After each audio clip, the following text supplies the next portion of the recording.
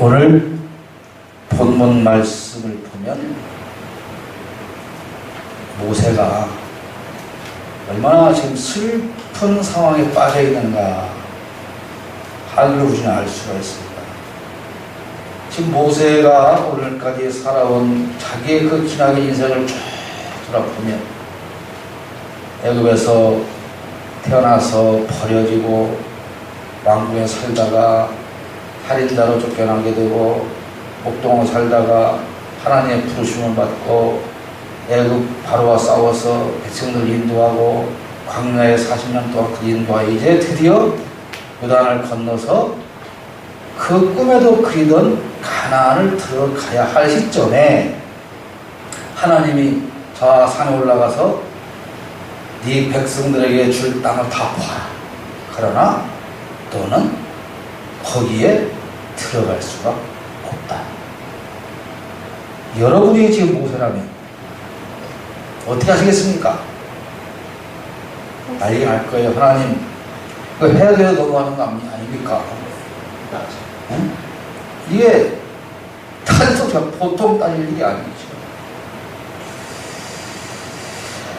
오늘 우리가 본문에서 생각해 보고자 하는 것은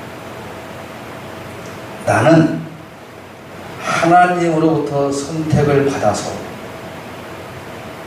하나님께서 원하시는 일을 나에게 맡겨주셨는데 내가 맡은 일은 무엇이냐? 내가 맡은 일은 무엇이냐?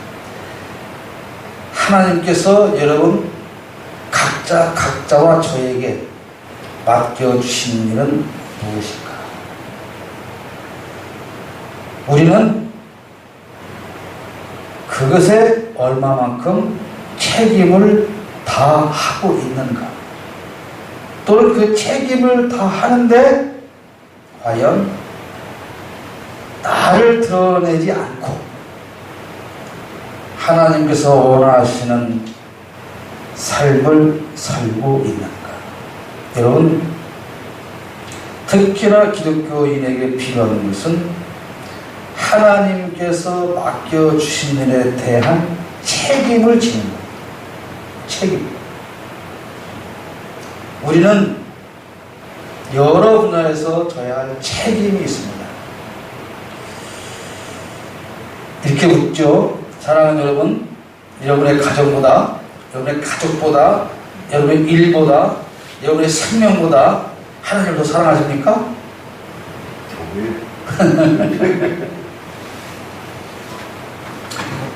여기 계신 분들 수준으로야 그럴 수 있다고 믿습니다. 저만 빼고. 근데요,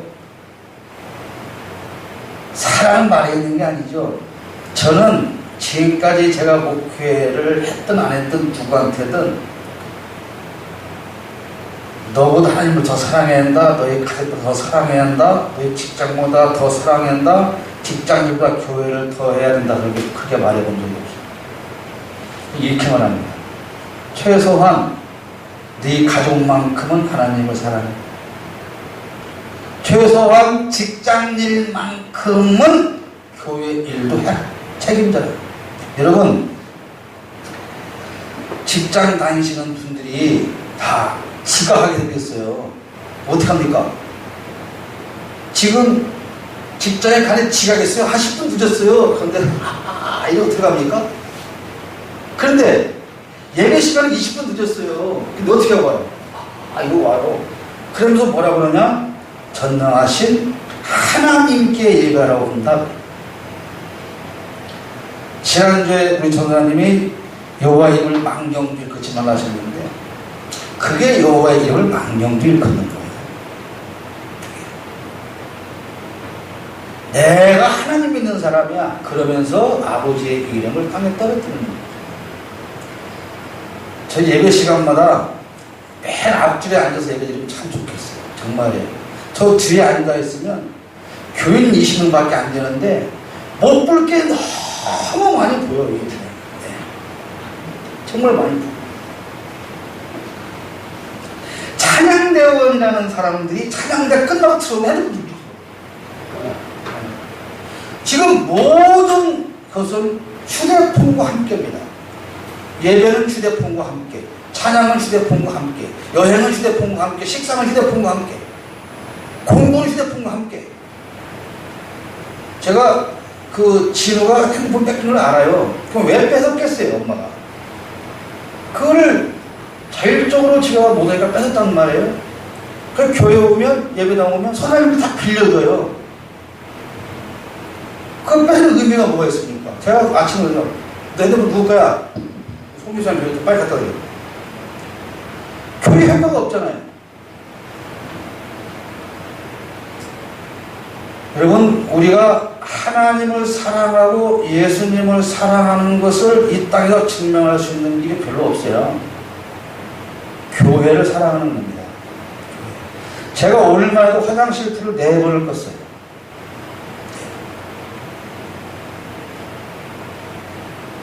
저도 오늘 남자는 3번을 갔다 왔어요. 불을 켜야 할 이유가 없어요. 네? 불을 켜야 할 이유 다 보인다고요. 그런데 누구나 다 습관적으로 불을 켜고 가는데 누구나 다 그냥 나옵니다. 불 안 끕니다. 자기 집 같으면.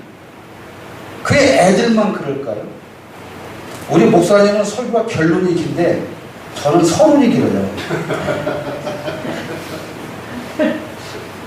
왜냐하면 2주 동안 참았던 말을 모두 해야 되니까, 속이 터지니까.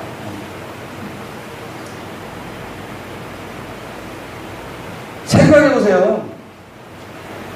교회를 옛날에 저 권사님 어릴 때는 어디 아이들이 여기로 올라갑니까? 강당을. 어떻게 옛날에 시골에 있던 그 풍금을 애들 쳤다가 장로님 권사님 걸리면 어디서 이 새끼가 하나님의 소금을 하나님으로만 큰일 나죠. 지금 그런 거 있어요. 없어요. 물론 저 물건 자체가 거룩한 건 아니에요. 그러나 그게 뭐가 중요하냐. 그런 예의와 도덕과 범절이 분명히 중요하다는 겁니다. 옛날에 의자도 없는 마룻바닥에 가서 예배당 가면 맨날 어떻게 합니까? 무릎 쫙 꿇고 기도 못 하잖아요. 예배당에 갔는데 무릎 꿇고 기도도 안 하면 그것은 예수 믿는 것도 아니야.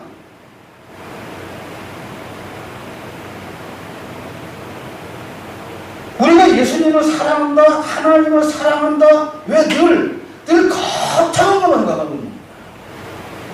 참. 여러분 가족에서 가족을 사랑하는 마음이 넘치는 사람은 집에 가서 집을 어질겠습니까? 청소하겠습니까? 청소하는 거예요. 집이 완전히 자연 친화적으로 모든 이 벌레들이 날아다니는 속에서 아무것도 안 하고 나는 너희를 사랑해 이렇게 말하면 그건 유선이죠. 그렇지 않습니까? 우리는 기독교인으로서 성도로서 이 하나님께서 주신 교회와 이 예배당을 사랑해야 할 책임이 있는 겁니다. 책임이 있는 거예요. 키면 끌 줄 알고 끄면 킬 줄 알고 열면 달 줄 알고 들어오면 확인하고 나갈 때 점검하고 이게 가장 기본적인 책임이에요. 여기까지 잔소리. 한마디 더 할까요? 여러분 누구 앞에 예배하러 와 있어요? 하나님 예배하러 왔죠? 다 대답해요. 근데 아까도 이런 시간 보니까요. 내가 누구라고 말 안 해요. 다리 꼬고 앉아서 과자 착착착 먹으면서 하나님 예배하고 있는 거예요. 하나님의 뿐이 아니라 여기에서 예를 들어서 군산 시장이라도 와서 여기서 연설한다고 칩시다. 그러겠습니까? 무슨 전능하신 하나님이 시장도 못한데 그 시장도 못 주는 복을 그 하나님 우리에게 주어요? 뭘 줘요? 우리가 얼마나 이 입술로만 가지고 신앙생활을 하는지 정말 심각하게 고민하고 회개해야 됩니다. 진짜 하소리 끝. 자, 본문으로 돌아가서 말씀드린 것처럼 40년 동안 광야 생활을 마쳤는데 이제 가나안이 강 건너 있는데 폴짝 뛰면 갈 수 있는 거리인데 나는 왜 못 들어갑니까? 나는 왜 못 들어갑니까? 그게 모세의 아마 슬픈 마음이어서 하나님 앞에 저도 보내주세요 그랬지만 하나님은 거절을 하셨습니다. 왜 그는 못 들어갔는가? 그리고 그것이 우리에게 주는 교훈은 무엇인가? 그것을 생각해 볼 텐데요. 앞에 말씀드린 것처럼 하나님은 나를 통하여서 내 이웃과 이 시대에 그리고 사회에 하실 말씀이 있어요. 내 이웃과 시대와 사회 앞에 하나님이 하실 말씀을 나에게 맡겨주시는 거예요. 그러니까 나를 통해서 말씀하셔요. 나를 통해서. 직접 들으려고 하는 게 문제가 있는데요. 자, 거대한 연극 무대라고 생각을 하시면 아마도 이해가 빨리 될 줄로 믿습니다. 오늘 세 사람의 경우를 예를 들어 보겠는데요. 설교를 아무래도 내가 낮예배 설교를 좀 해야 할 것 같아요. 불리해. 맨날 뒤어니까 사람도 안 남고 내가 하려고 준비하는데 앞에서 목사님 다 해버리고 욕 얘기도 내가 지금 중간에 욕 해갖고도 근데 욕 얘기를 선수를 치니까 내가 활마디 오는 거 아니야. 이거 돈이 뭐 불공평해 이게. 이거 좀 생각을 다시 해봐. 하여튼 세 사람 생각하는데 뭐 주목하면서 모세 얘기도 다 갖다 써먹고 미리 빼다 써먹어버리고 자, 모세와 욥과 스데반 이 세 사람을 한번 보면서 살펴보자 그런 말인데요. 모세가 맡은 일은 아까 말씀드렸지만 이스라엘 백성을 애굽에서 인도해서 광야에서 훈련을 시키는 데까지 그게 모세가 맡은 일. 근데 모세는 지금 어떻게 하길 원해요? 여호수아가 해야 할 일을 내가 하겠다는 거야. 지금 요단강을 건너서 땅을 점령하는 데 맡겨진 사람은 여호수아거든요. 우리가 이런 삶을 살 때가 많이 있다는 거예요. 하나님께서 나에게 맡겨주신 일을 파악하고 책임지는 것도 중요하지만 하나님께서 허락하신 범위는 어디까지입니까? 그 범위를 모르니까 어떤 일이 생겨요? 대형교회를 만들어서 자식한테 물려주는 대형교회 만들어서 은퇴하는 것으로 본인의 일은 끝난 거예요. 근데 그 범위를 넘어서서 굳이 하나님이 허락하지 않는 요단 강을 건너서 내가 여전히 앞장서서 가나안을 점령해야 된다. 이게 욕심이지.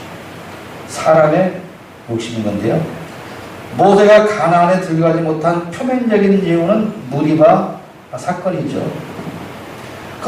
어떤 사람들은 모세가 구원받지 못했다 이렇게 생각을 하고 있는데 그걸 제가 신학교 때 어떤 교수님한테 얘기를 듣고 합성을 했어요. 아마 그 교수님이 그러더라고요. 성경 나오는 인물 중에 몇 사람이 구원받지 못할 사람이 있는데 가룟유다. 가룟유다는 못 풀 거라고 해. 모세, 그 다음에 솔로몬 그런데 모세와 솔로몬 그래 난 가서 확인을 해보면 되는데 이게 가나안에 못 들었다고 하는 것은 구원받지 못했다는 얘기가 아닙니다. 자, 그 누가복음 9장 28절에 보면 변화산의 이야기가 나오죠. 문득 두 사람이 예수와 함께 말하니 이는 모세와 엘리야더라. 나는 변화산에 갔는데 아무도 안 계시더라고요. 세 분 중에 한 분. 그냥 못 만나고 왔는데요. 모세가 가나안에 들어가지 못한 것은 그는 율법의 상징이기 때문에. 그래서 함성규 전도사님 10계명 아이를 강의하는데 그거 잘 아셔야 됩니다. 제가 들으면 위태위태해요. 어떻게 하겠으면. 그러면 율법의 상징이기 때문에 가나안에 못 들어갔던 얘기가 뭐냐면, 가나안에 들어갈 수 있는 자격이 하나님의 율법을 잘 지키는 것이 아니라는 거예요. 하나님께서 만드신 율법을 잘 지켜서 가나안에 들어가는 게 아니라 어떻게 들어가요? 하나님의 은혜로 가는 거예요. 하나님의 은혜로 가나안에 인도받는 거예요. 모세에게 주었던 그 율법을 잘 지켜야 가는 게 아닙니다. 그 율법은 저는 말씀드렸는데 가나안에 들어가는 조건이 아니라 가나안에 들어가서 살 때 이렇게 살라는 거예요. 율법주의자와 은혜주의자 놀라운 차이가 거기에 있는 거예요. 우리가 이렇게 해야 한다는 것이 아니라 우리는 하나님의 백성이기 때문에 당연히 그 율법을 지키고 살아가야 됩니다. 다음에 나오는데요. 여러분, 하나님께서 10계명을 왜 주셨을까요? 한 가지만 하면 10계명의 앞에 4계명까지는 하나님을 사랑하는 거죠. 네? 그러면 나 외에 다른 신을 섬기지 마라. 그러니까 비판하는 사람들은 뭔 그러냐. 그죠? 예를 들어서 임 목사님이 애인한테, 딸한테, 야, 너는 나만 사랑해야 돼. 너 남 목사님한테 가서 아파라고 하면 안 돼. 쉽게 보면 그거예요. 내가 네 아버지야. 네 인생은 내가 책임져. 바알한테 가지 말고 아세라한테 가서 아버지라고 복 달라고 하지 마. 그건 네 아버지가 아니야. 그 가짜야. 네 아버지는 하나님이야. 그러니까 나만 섬기고 나를 사랑하면 너의 모든 책임을 사람은 나 여호와야. 그러니까 쓸데없는 데 가지 마라. 그게 십계명의 핵심인 거예요.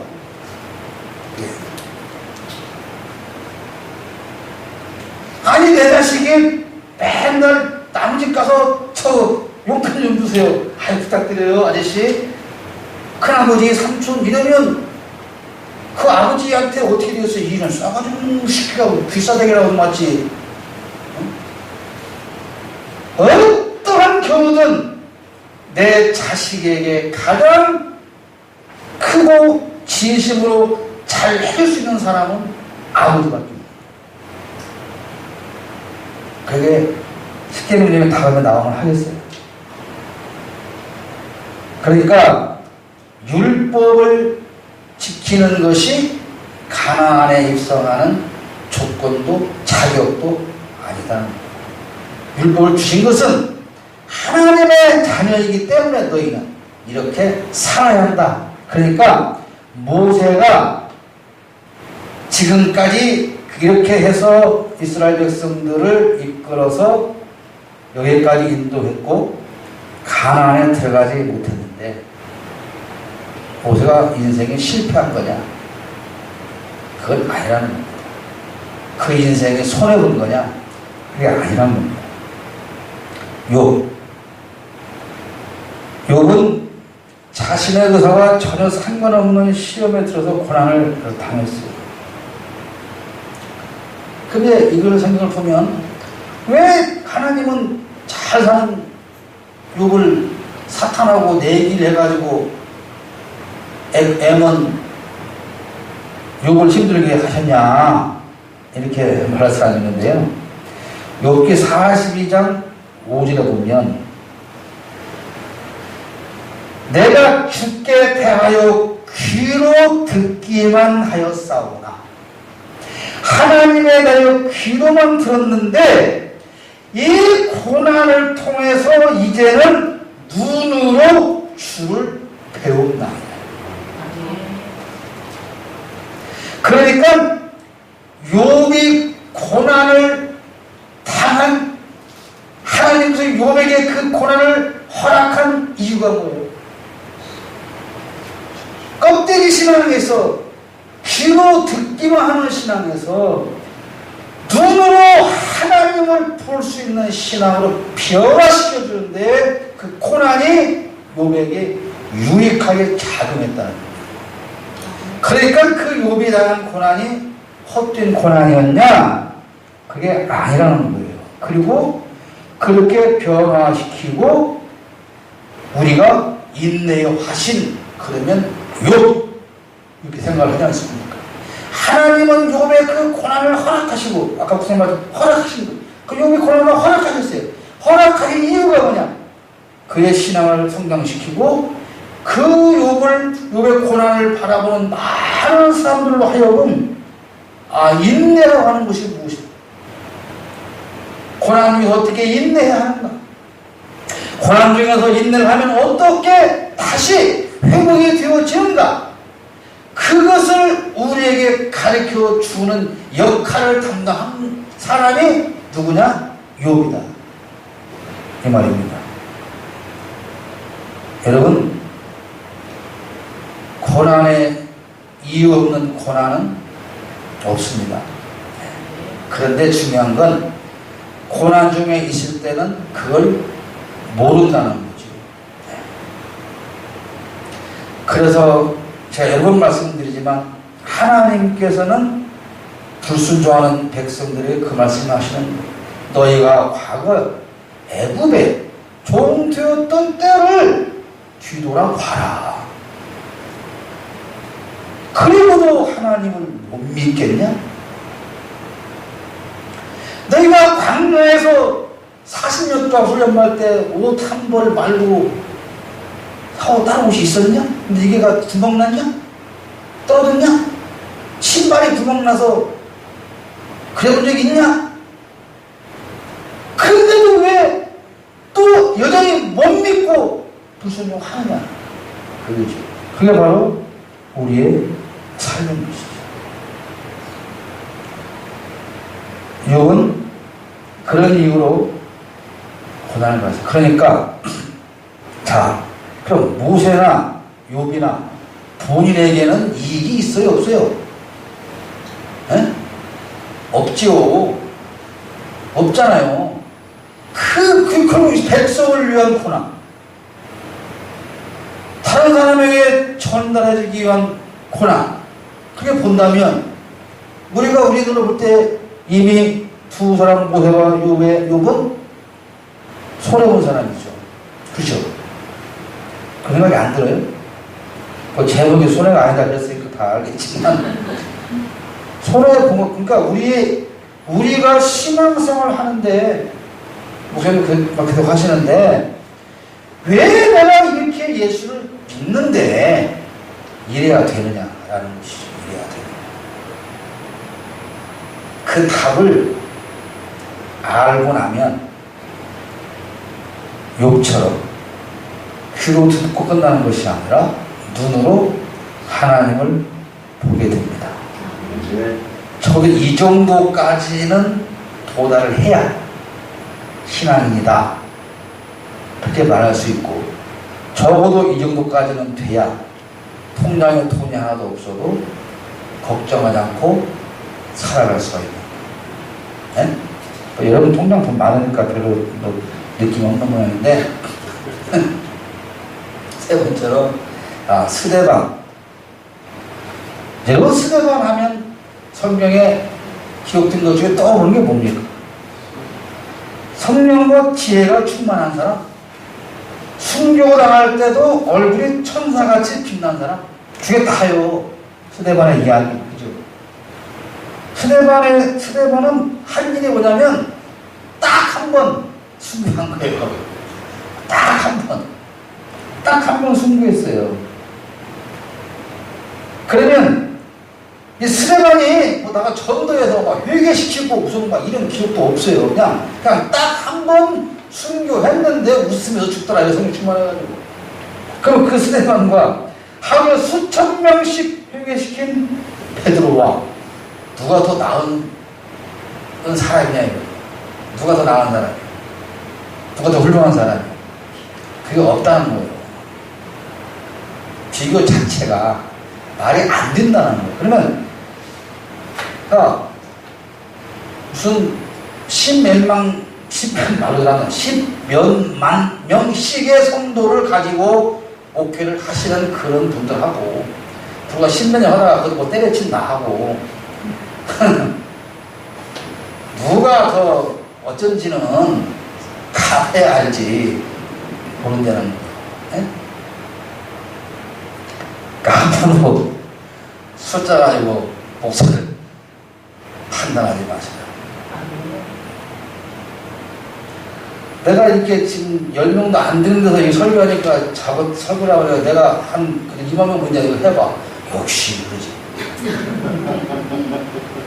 다 지금 비웃고 있는 거예요.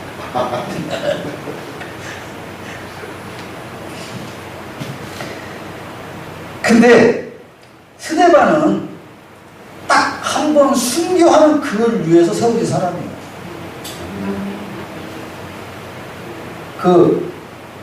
어저께 이제 날 더우니까 뭐 손이 별로 안 그래서 성가학창제 특강 강의를 하는 게 해마다 하는 게 있는데 그걸 동영상을 많이 봤어요.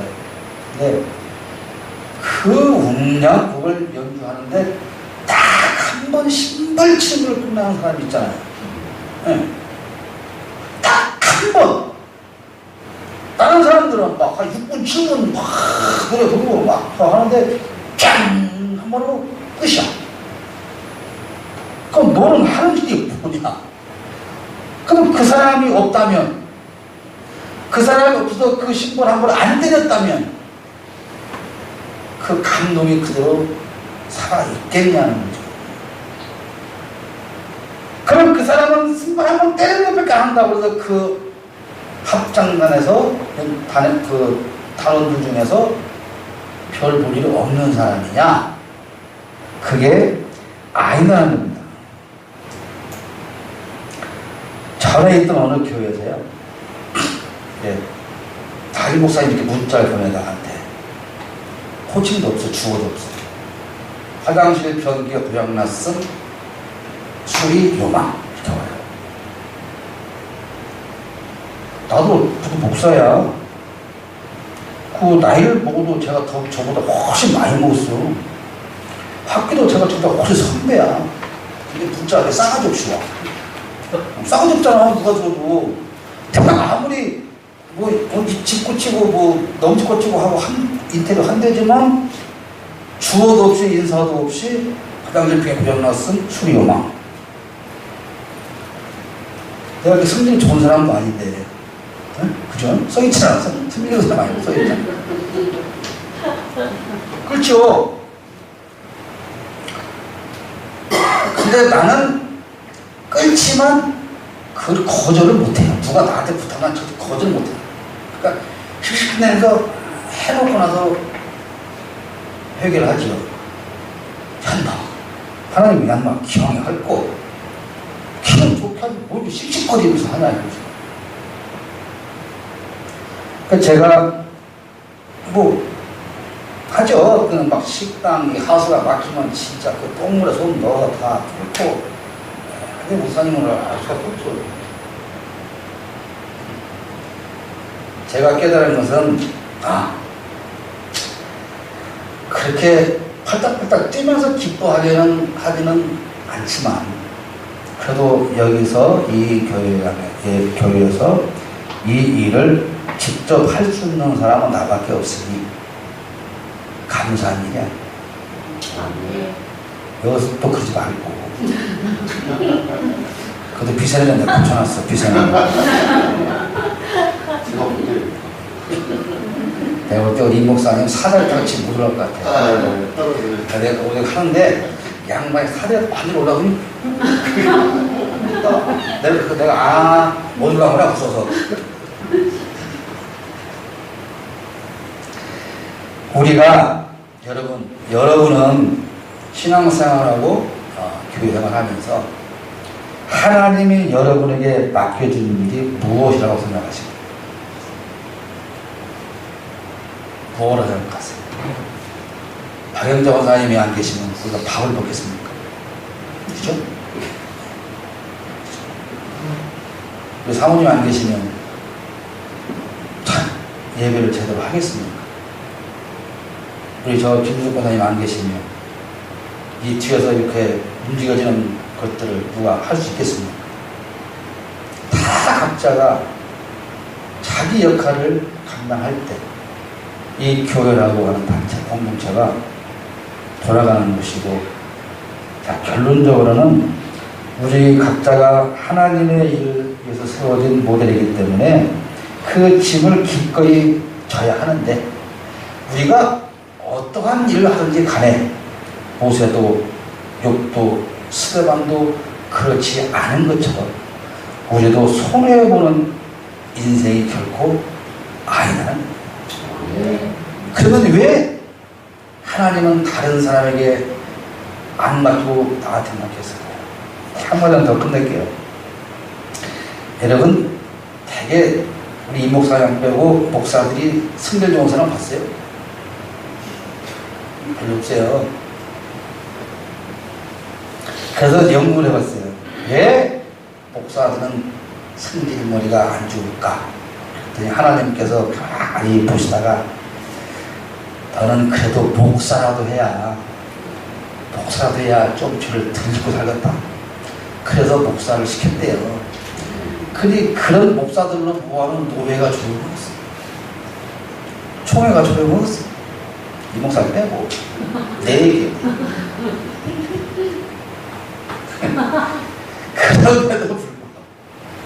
그럼에도 불구하고 하나님은 다 우리에게 나를 통해서 하실 일이 있기에 저와 여러분을 선택하신 겁니다. 아브라함이 믿음이 원래 좋아서 선택받은 게 아니에요. 우리가 선택받을 자격이 있어서 받은 게 아니에요. 은혜로 우리는 오늘 구원받고 선택되어서 사명을 받았습니다.